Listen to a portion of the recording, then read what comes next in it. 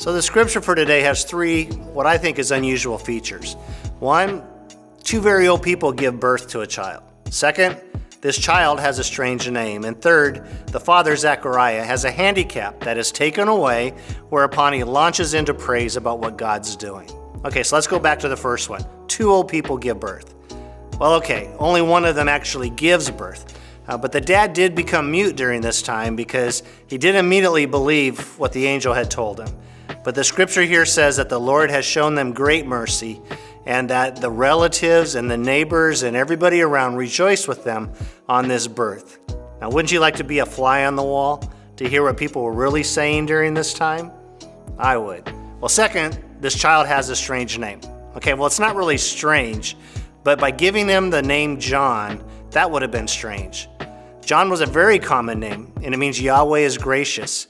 But by being the firstborn, it was customary to take the father's name. But not here, because here they were told to name him John.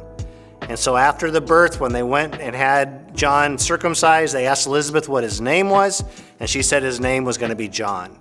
And they all gasped. They knew that Zechariah was not going to be happy with that. So they looked at him and they said, What? And he says, okay, maybe he didn't finger spell it, but he wrote it down on a tablet. The point being here is that we throw out the window what is customary in order to obey God. He named him John.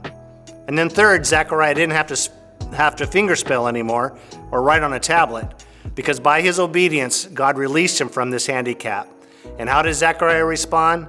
Well, he broke out in praise to God. And I'll bet he was just as excited as I was on my firstborn grandson. So anyway, all the people witnessing these strange things, they said this: what then is this child going to be? Well, we've all had strange events that have gotten us to where we are today. And as we have learned to be obedient to God, He has taken us through a wilderness, teaching us to trust and obey Him. You know, maybe right now you're going through some very strange events. You know, now that I think about it, probably that's a big understatement, isn't it? I mean, can our world get any more strange than it is right now?